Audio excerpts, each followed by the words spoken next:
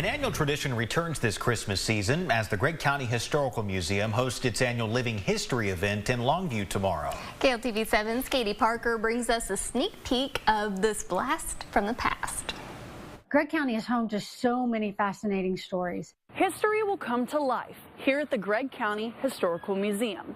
On Saturday, December 6th, figures from different points in time will represent their exhibits and share their stories face to face with all who attend. We'll have a rangerette, we have someone in the oil field exhibit, we have someone crocheting in the Victorian parlor, we have Caddo face painting downstairs. And train engineer Fred Bauer says sometimes historic timelines cross over.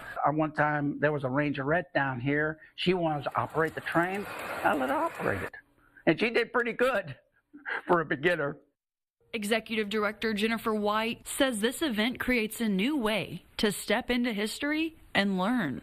Audiences have changed. They don't want to stop and read. So this is just a way for first-person interactive to ask questions and to get a sense of the way things were. But in a place with so much history, what's new? The theme this year is Texas Christmas traditions. So we've honored a lot of the different ethnic groups that contributed to making Texas what they are.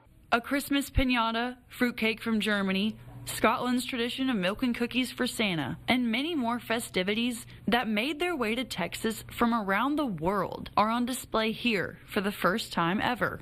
Where Christmas meets Texan stories, living history for the exhibit participants can be summed up with this. Because every time I look at it, I say, wow, it's something to me.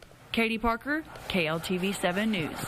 Now, the museum will be open tomorrow from 10 in the morning until 2 o'clock in the afternoon. And they're there in downtown Longview. Again, it's free.